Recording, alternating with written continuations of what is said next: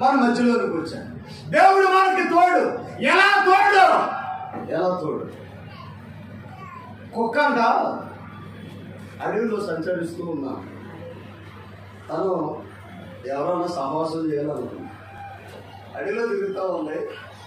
మంచి ఫ్రెండ్ కావాలని ఎదుగుతూ ఉంది. పందితో స్నేహం చేద్దాం అనుకోండి, అది పొద్దున్నే లేచి పొందలో ఎందుకు దొరుకుతుంది. నక్కతో స్నేహం చేద్దాం అనుకోండి, తెలుసుగా చేస్తుంది. మరి లేడికలతో స్నేహం చేద్దాం అనుకోండి, వెళ్ళలేకపోతుంది. పోనీ అన్నిటికీ రాసు సింహం ధైర్యం రావట్లేదు. అన్నీ అయిన తర్వాత ఆ అడవిలో ఒక వ్యక్తి భిన్నంగా ఉంది. భిన్నంగా ఎలా ఉన్నాడంటే అన్నిటికీ 4 కాళ్ళు ఉంటే 2 కాళ్ళే ఉన్నాడు. అడవిలో ప్రతిదాన్ని చేస్తున్నాడు.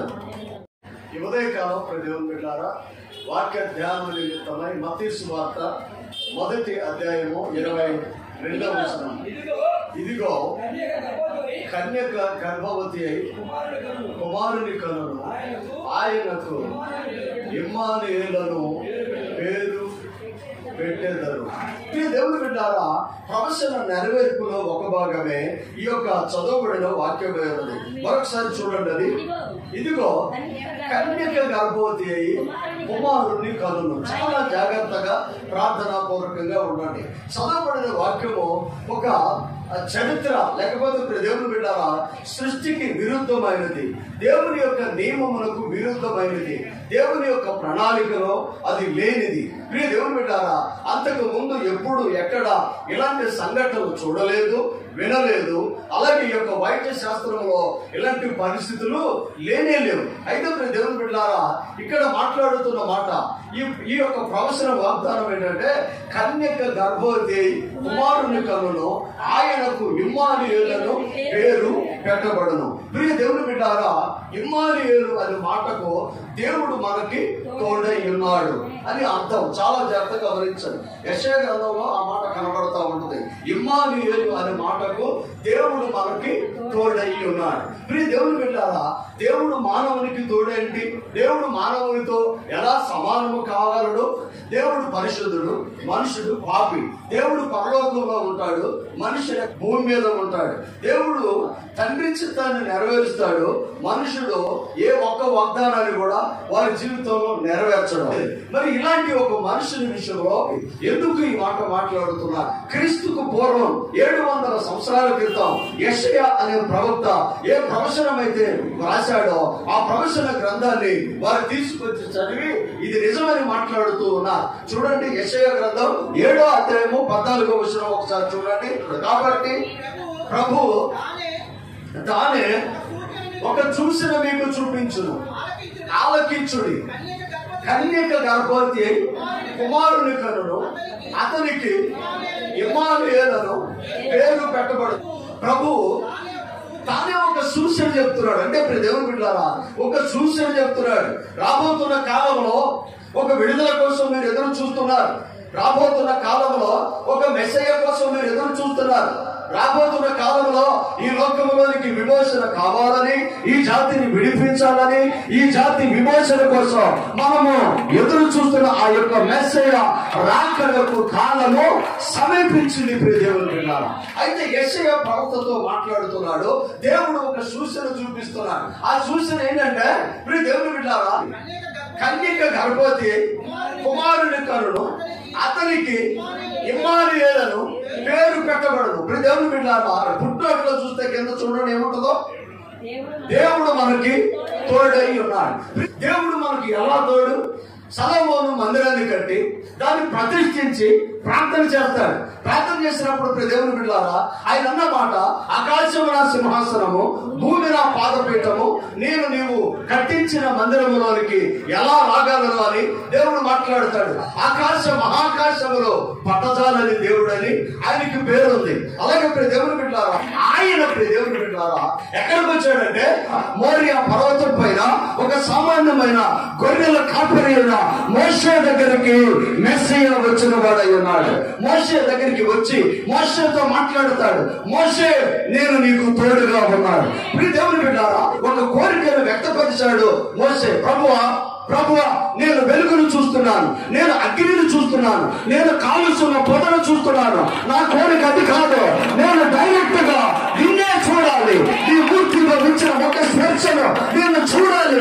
ఆ పరిశుద్ధుడు, ఆ నీతిమంతుడు, ఆ తేజోమయుడు, ఆ వెలుగుని నేను చూడాలి అని ఆ ఆశను దేవుని దగ్గర వ్యక్తపరిచాడు. చాలా జాగ్రత్తగా మాటలు గమనించండి. ఆయనతో ఉన్నప్పుడు, ఆయనతో నిలబడినప్పుడు, ఆయన దాసుడు ఆయన సన్నిధిలో నిలబడినప్పుడు నువ్వు ఆశ కలిగి ఉంటే ఖచ్చితంగా ఆయన నీతో మాట్లాడి తృప్తిపరచగలిగిన దేవుడు అయి ఉన్నాడు. దేవుడు వింటారా మోషే తన ఆశను వ్యక్తపరుస్తాడు. ప్రభువా నేను నిన్ను చూడాలి, నేను నిన్ను చూడాలి. ఆ బండ సాధులు చేసుకొని నన్ను చూడమని దేవుడు మోషేతో మాట్లాడతాడు. దేవుని బిడ్డారా ఏ బండ? చాలా జాగ్రత్తగా మాటలు గమనించండి. మత్తయి 16:18 మరియు నీవు పేతురువు, ఈ బండ మీద నా సంఘమును కట్టెదను, పాతాళ లోకపు ద్వారములు దాని ఎదుట నిలవలేవు. ఆ బండ క్రీస్తు అయి ఉన్నాడు. దేవుని బిడ్డారా యేసయ్య లేకుండా దేవుని చూడలేము, యేసయ్య లేకుండా దేవుని దగ్గరికి వెళ్ళలేము, యేసయ్య లేకుండా ఆ పరిశుద్ధుని మనము కలుసుకోలేము. అన్నమాట ఆ బండను అడ్డు పెట్టుకొని నన్ను చూడమన్నాడు. ఇమ్మానుయేలుగా దేవుడు మనకి తోడు. దేవుడు మనకి తోడేంటి? ఆయన పరిశుద్ధుడు, నీతిమంతుడు. మరి మనం ఎవరిని? మనకు ఆయన ఎలా తోడుగాగలడు? యేసన్న స్వరం అన్నా ఎప్పుడైనా విన్నాము. యేసు ఎవరు అన్నా? మరి ఎలా అయ్యాడు ఈయన? ఈయన మనకి సహోదరుడు ఎలా అయ్యాడు? ఈయన మనతో నడవడానికి గల యోగ్యత ఎలా వచ్చింది? ఎందుకు ఆయన మనతో నడవాలి? మనం యోగ్యులమా? కాదే. మనం పరిశుద్ధులమా? కాదే. మనకు అర్హతలు ఉన్నాయా? లేవే. మరి ఎందుకు దేవుడు మనకి తోడు? ఎందుకు ఈ యొక్క ప్రణాళిక? ఎందుకు దేవుని ఏర్పాటు? దేవుడు మనకి తోడుగా ఉండవలసిన ఆవశ్యకత ఏమొచ్చింది? చాలా ఈజీగానే చేస్తాం. కన్యక గర్భవతి అయి కుమారుని కరుడు, ఆయనకు ఇమ్మానుయేలు అని పేరు పెట్టబడి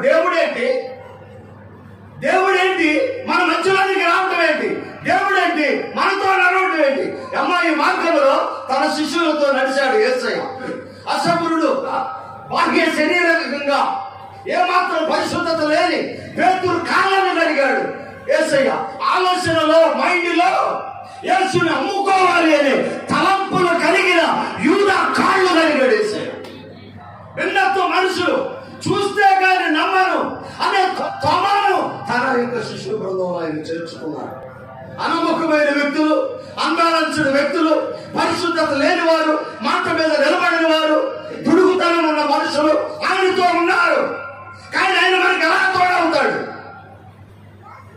చాలా జాగ్రత్తగా ఈ క్రిస్మస్ మనకు అర్థం కావాలి. దేవుని బిడ్డారా ఆయన ఇమ్మానుయేలుగా మనకు తోడుగా ఉన్నాడు. నాకు అనిపించింది, ప్రభువా నువ్వెక్కడ, నేనెక్కడ? చాలా జాగ్రత్తగా మాట్లాడగలను. ఒక శిల్పి రాస్తాడు, ఒక రాయిని తీసుకొచ్చి బొమ్మను చెప్తున్నప్పుడు ఆ కవి అలాగే ఆ శిల్పి అనుకుంటాడంట, నేను నిన్ను చెక్కేటప్పుడు నువ్వు రాయివి, నేను శిల్పి. నువ్వు తయారైన తర్వాత నువ్వు దేవుడివి, నేను భక్తుడు. ఏది? నేను చెక్కిన రాయి, నేను చెక్కిన రాయి, నా చేత్తో నేను మలిసిన రాయి. నువ్వు రాయిగా ఉన్నప్పుడు నువ్వు రాయివి, నేను శిల్పిని.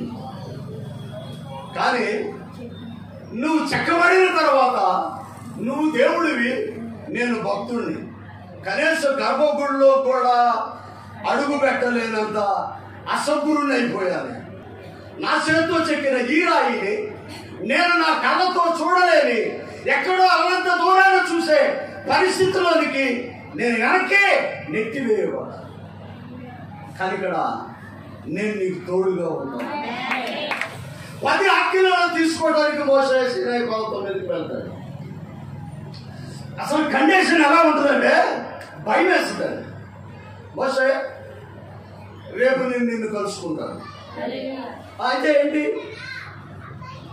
ఇను ఆ కొండ మీద వేరే మనిషి ఉండకూడదు, ఆ కొండ మీద పశువులు ఉండకూడదు, ఆ కొండ మీద మరి ఏది ఉండకూడదు, నీవు నేనే ఉండాలి.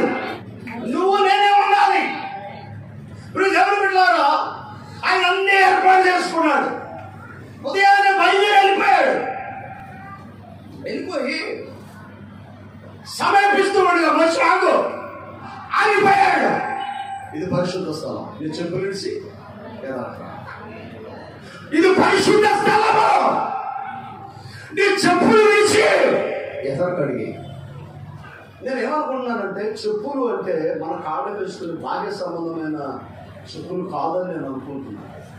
దేవునికి వ్యతిరేకంగా, దేవునికి ఆయాసకరంగా, దేవునికి ఇష్టం లేనివి, దేవుడు నీ నుంచి ఏది తీసేయాలని అనుకుంటున్నాడో దాన్ని తీసేయి.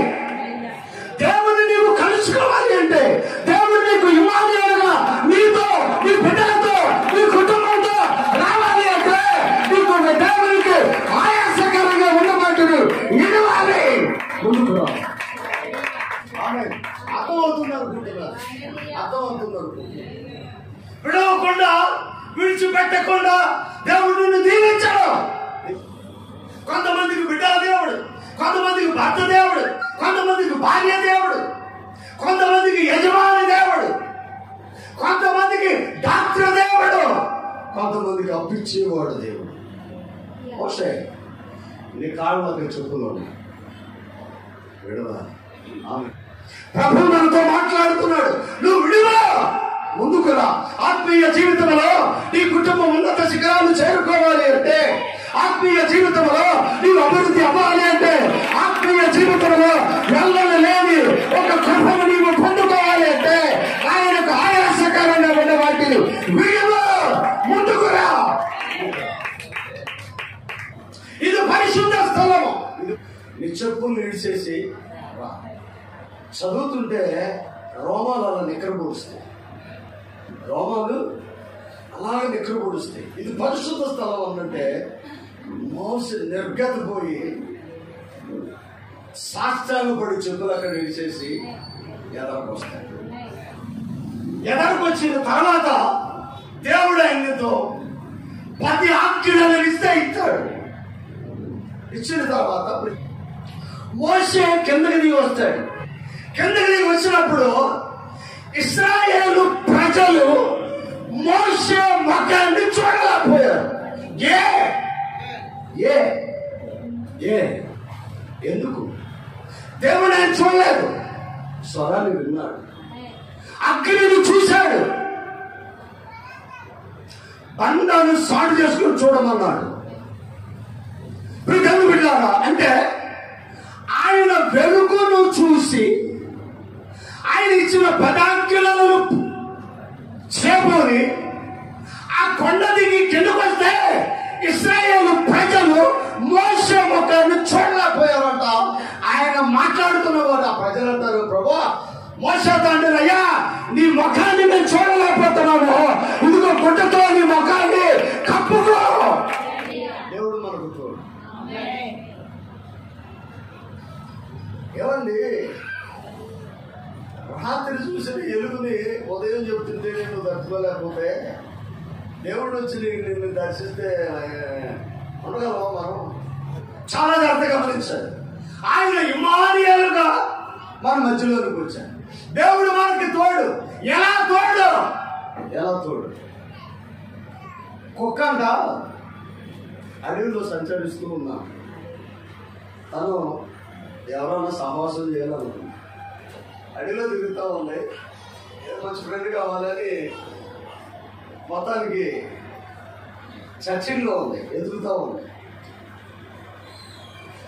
మందితో స్నేహం చేద్దాం అనుకోండి, కానీ పొద్దున్నే లేచి పొద్దులో ఎందుకు దొరుకుతుంది, కుదరలా. నక్కతో స్నేహం చేద్దాం అనుకోండి, తెలుసుగా చేతుంది. మరి లేడి పిల్లతో స్నేహం చేద్దాం అనుకోండి, వెళ్ళలేకపోతుంది. కుందేలతో స్నేహం చేద్దాం అనుకోండి, అది ఎక్కడ పడితే అక్కడ దూరుతుంది, వెళ్ళలేకపోతుంది. పోనీ అన్నిటికీ రాసు సింహం ధైర్యం చాలుతుంది. మన ఫ్రెండ్ ఎవరో మనం ఎదుర్కొనే విషయంలో కొంచెం చాలా జాగ్రత్తగా ఉండాలి. ఇవన్నీ జరుగుతూ ఉన్న సమయంలో అబ్జర్వ్ చేసుకోండి. అబ్జర్వ్ 1 నెల 2 నెలలు 3 నెలలు సంథింగ్ అయిన తర్వాత, అన్నీ అయిన తర్వాత ఆ అడవిలో ఒక వ్యక్తి భిన్నంగా ఉంది. భిన్నంగా ఎలా ఉన్నాడంటే, అన్నిటికీ 4 కాళ్ళు ఉంటే 2 కాళ్ళే ఉన్నాడు. అడవిలో ప్రతిదాన్ని చేస్తున్నాడు. అతనే మనుషుడు.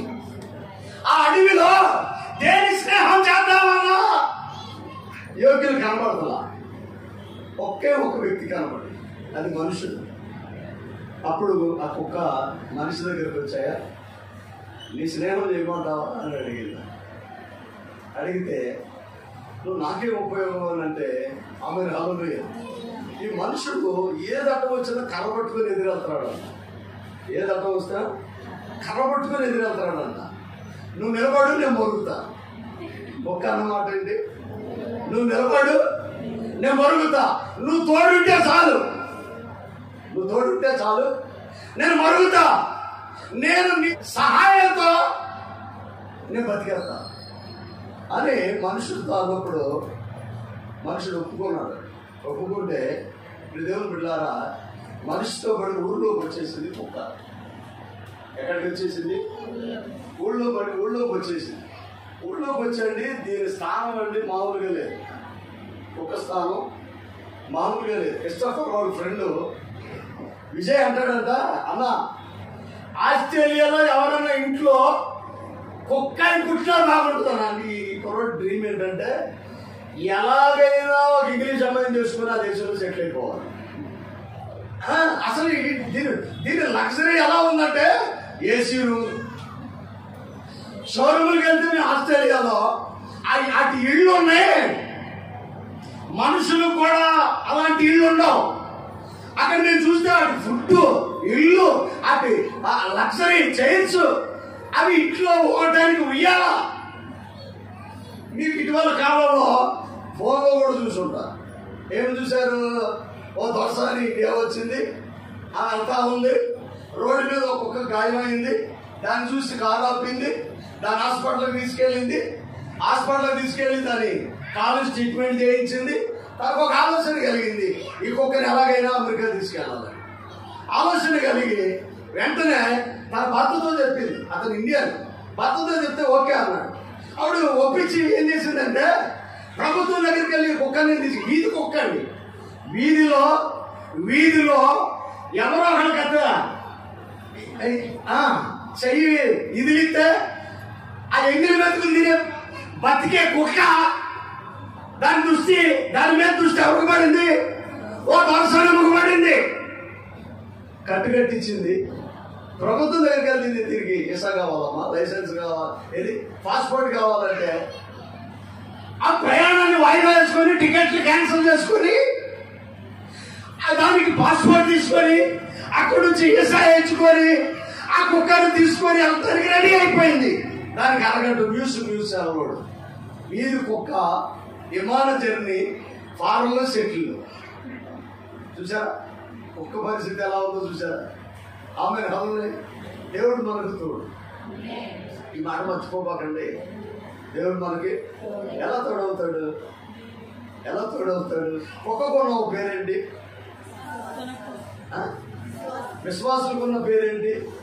క్రైస్తవులకున్న పేరేంటి? నాకు అర్థం కావట్లేదు గురిగా. క్రైస్తవులకి ఏముంటుంది? కుక్కకి ఏముంటుంది? క్రైస్తవులు ఏమంటారు? కుక్కకి ఏముంటుంది? కుక్కకి విశ్వాసం ఉంటుంది కానీ క్రైస్తవులకి విశ్వాసం ఉండదంటాను నేను. కుక్కకైతే విశ్వాసం ఉంటుంది. అందుకే ఎక్కడికి వెళ్ళింది? ఏసీ రూమ్ లో యజమాని దగ్గరికి వెళ్ళింది. అది విశ్వాస పాత్రులైంది. ఇంకా చెప్పబో ఈ కుక్క గురించి చెప్పాలంటే చాలా పెద్ద స్టోరీలు ఉన్నాయి. మన ఈ మధ్య ఒక ఆయన చనిపోతే మార్చరీలోకి వెళ్ళిందన్న. వారం రోజుల నుంచి మార్చరీలో తిరిగి నాకు అర్థం కావాలి, వాళ్ళకి అర్థం కావట్లేదు. కుక్కేడు అనుకుంటే దాని యజమాని చనిపోతే హాస్పిటల్కి వచ్చేసింది. అదో స్టోరీ. ఇంకో స్టోరీ చెప్తా నేను. ఒక యవనస్తుడు వాళ్ళ అమ్మని ఇబ్బంది పెట్టి బైక్ పెట్టించుకున్నాడు. బైక్లో ఎలా వెళ్తున్నాడు అంటే చాలా ఫాస్ట్గా వెళ్తున్నాడు. కుక్కాటం వచ్చింది, కుక్కని తప్పించి పడిపోయి చనిపోయాడు. చనిపోయిన తర్వాత మిగిలిన కార్యక్రమాలన్నీ చేశారు. ఇంట్లో వాళ్ళు చాలా దుఃఖంలో ఉన్నారు. ఒక కుక్క వాళ్ళ ఇంటి ముందు తిరుగుతుంటే అప్పుడు ఆ యాక్సిడెంట్ దగ్గర ఉన్నవాళ్ళు, ఆ సమీపంలో ఉండి చూసిన వాళ్ళు, ఏ కుక్కనైతే తప్పించి తన కొడుకు చనిపోయాడో అదే కుక్క ఇంటికి వచ్చిందా. కుక్కకి ఏం పేరు? మనకేం పేరు? నీతిమంతుడు విశ్వాస మూలంగా జీవించున్నాడు. నీతిమంతుడైతే విశ్వాసం ఆ రకంగా లెక్కేస్తే కుక్క నీతి కలిగింది అనుకోవచ్చు. నీతి కలిగింది కదా ఆమె. హల్లెలూయా. మేము మా ఇంట్లో కుక్క ఉండేది, దాని పేరు అది కుక్క, దాని పేరు టైగర్. అది ఎప్పుడు రోడ్డు ఎక్కలా, నాతో పాటు ఒకరోజు రోడ్డు ఎక్కి బస్సు కింద పెట్టి చనిపోయింది. మా ఫ్యామిలీ మొత్తం కొన్నాళ్ళు ఆ డైనమాలో నుంచి బయటకు రాలా. ఆ రోజు నుంచి ఈ రోజు వరకు కుక్క అంటే నాకు భయం, దాన్ని పెంచను. అందుకే నా భవిష్యత్తులో పెంచే ఆలోచన కూడా నాకు లేదు. ఎందుకంటే అది అలా కనెక్ట్ అయ్యి ఎన్నాళ్ళంటే ఒక మనిషి చనిపోతే కూడా బాధపడం, అంత కనెక్ట్ అయిపోయాం దానికి, అంత విశ్వాసంగా ఉండేది. నీతిమంతుడు విశ్వాసం మూలంగా జీవిస్తాడు. మనం విశ్వాసం. నేను ఎందుకు దీన్ని పదే చెప్తున్నానంటే ఆమెను హల్లెలూయా, నువ్వు విశ్వసిస్తే, ఆమెను హల్లెలూయా, నువ్వు విశ్వసిస్తే ఒక కుక్కకు తోడుగా నిలబడినట్లుగా నీకు నీ కుటుంబానికి యేసయ్య ఒక మనుష్య కుమారుడుగా తోడుగా నిలబడగలడు. నువ్వు చెయ్యలేని వాటిని నీతో చేయించు ఆయన అద్భుతంగా విజయాలు. మనకు అర్థం కావాలి, మనకు అర్థం కావాలి. ఆయన మహిమోన్నతుడు, తేజోమయుడు, ఉన్నతుడు. ఆయన మనకు తోడేంటి? ఆయన ఎందుకు మనకు తోడుగా ఇమ్మానుయేలుగా ఉన్నాడు? ఫిలిప్పీయులకు రాసిన పత్రిక 2వ అధ్యాయం 5 చూడమా. క్రీస్తు యేసునకు కలిగిన ఈ మనస్సు ఎవరు? మీరంటే ఎవరు? నేను అనుకోండి. నేను క్రీస్తు యేసునకు కలిగిన ఈ మనస్సు మీరు కలిగి ఉండండి. ఎందుకు ఆయన ఇమ్మానుయేలుగా ఉన్నాడు అంటే ఆయన చూడండి, ఇప్పుడు ఆయన దేవుని స్వరూపము కలిగి ఉన్నాడు. ఇంకా మీకు అర్థం కావాలి అంటే యోహాను సువార్త 1వ అధ్యాయం 1 చూడండి. ఆదియందు వాక్యము ఉండేను, వాక్యము దేవుని యొద్ద ఉండేను, వాక్యము దేవుడు అయి ఉండేను. అంటే వాక్యమే దేవుడు. ఇక్కడ ఏమంటాడు? 6 చూడు, మళ్ళీ చూడు. ఆయన దేవుని స్వరూపము కలిగిన వాడు. అంటే వాక్యమే దేవుడు, వాక్యమే యేసయ్య, యేసయ్య దేవుడు, సమస్తము ఆయనై ఉన్నాడు. మీకు అర్థం కావాలి. కిందకు వస్తే దేవుని స్వరూపంలో కలిగి దేవునితో సమానముగా ఉండుటకు విడిచిపెట్టకూడని భాగ్యమని ఎంచుకొనలేదు గాని మనుష్యుల పోలికతో పుట్టి దాసుని స్వరూపమును ధరించుకొని తనను తానే రిక్తునిగా మార్చుకున్నాడు. అదే ఇమ్మానుయేలు. తోడు అంటే ఎలా ఉన్నాడు? దేవుడై ఉన్నాడు, దేవుడితో సమానత్వం కలిగి ఉన్నాడు. ఆమేన్. మరొక వ్యక్తి కలపడు. ఐగుప్తు దేశంలో రాణి కుమార్తెగా ఉండుట కంటే క్రీస్తు నిమిత్తం శ్రమను అనుభవించటం మేలని, ఫరో కుమారుడిగా ఉండుట కంటే క్రీస్తు నిమిత్తం శ్రమను అనుభవించుటకు ఫరో ఇంటిని విడిచిపెట్టి మోసే బయటకు వచ్చాడు.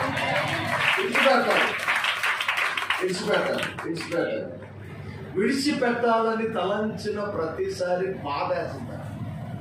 నా వెనుకున్నవి మరిచాను అంటాడు అపోస్తలుడైన పౌలు. ఆమేన్. హల్లెలూయా. క్రీస్తు యేసు నాకు కలిగిన మనస్సు మీరు కలిగి ఉన్నాడు. క్రీస్తు యేసు నాకు కలిగిన ఈ మనస్సు శ్రమలలో సమానుభవము కలిగి ఉన్నాను అంటూ ఆయన ఏమంటారంటే వెనుకున్నవి మరిచాను, విడిచిపెట్టాలి అని తలంచిన ప్రతిసారి బాధ, ముందున్న వాటి కొరకు ఏగిరి పడుతుంది. దేనికి శ్రమలేమో సమానుభవం కలిగి ఉన్నాడు. అంటే శ్రమలలో క్రీస్తు ఎన్ని శ్రమలు పెట్టాడో నేను కూడా పడాలని చెప్పగలను. దేవునికి మహిమ కలుగుగాక. ఆమేన్. హల్లెలూయా.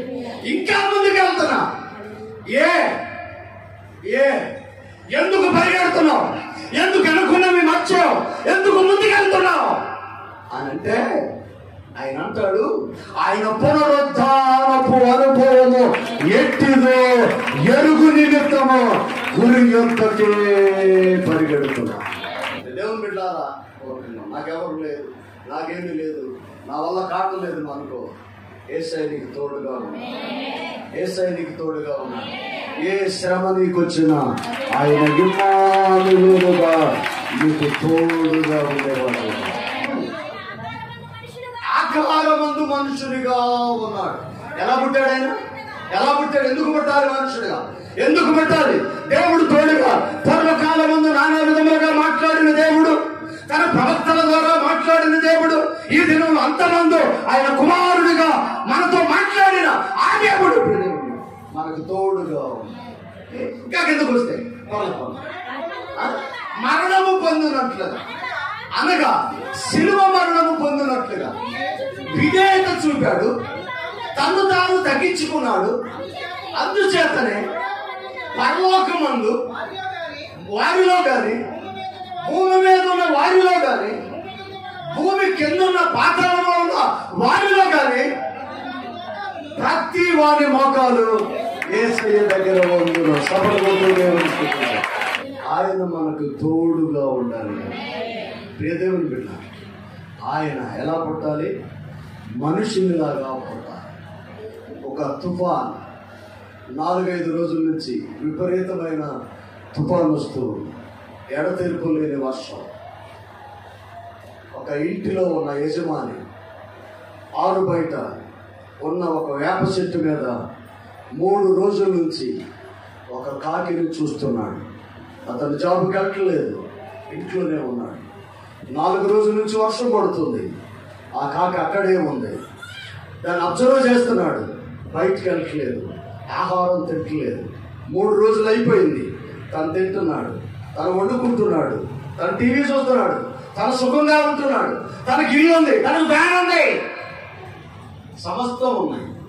కానీ కాకి 3 రోజుల నుంచి అక్కడే ఉంది. ఈ ఇంట్లో దానికి స్థానం ఉంది, పిలవాలి అనే ఆ వ్యక్తికి ఉంది. కానీ పిలిస్తే అది చోట్ల అర్థం కావట్లేదు. దాన్ని పిలవాలి, దానికి ఆశ్రయం ఇచ్చే స్థలము, ఆశ్రయం ఇచ్చే స్థలము ఇంట్లో ఉన్నది. దాన్ని తినడానికి కావలసిన ఆహారం ఇంట్లో ఉన్నది. ఎన్ని రోజులకు వర్షం ఆగిందో తెలియదు. దాన్ని ఎలాగైనా తన హక్కుని చేర్చుకొని దానికి ఆతిథ్యం ఇవ్వాలని ఆ యజమాని, ఆ యొక్క చూస్తున్న వ్యక్తికి మనసు నిండా ఆలోచన కలిగి ఉంది. కానీ ఎలా పిలవాలి? దాన్ని దగ్గరికి వెళ్తుంటే భయం వేస్తుంది, ఇంకా ఎడమి వెళ్తుంది, సైడ్ చేస్తుంటే బెదిరిపోతుంది, కర్రతో ఏమన్నా అనుకుంటే ఎగిరిపోతాయేమో అనుకుంది. దేవుని బిడ్డ, ఎలా సహాయం చేయాలి? సహాయం చేయడానికి ఈయన దగ్గర అన్నీ ఉన్నాయి. సహాయం అవసరం దానికి ఉన్నది. ఈ రెండింటినీ కలిపేది ఒకటి జరగాలి. చాలా జాగ్రత్తగా గమనించాలి. ఆ కాకి మనిషి అయినా అవ్వాలి, ఈ మనిషి కాకి అయినా అవ్వాలి. ఈ రెండిట్లో ఏదో ఒకటి జరిగితే తప్ప ఈ రెండింటికి కమ్యూనికేషన్ కుదరదు. అది ఇరువురు కలుసుకోవడానికి అవకాశం ఉండదు.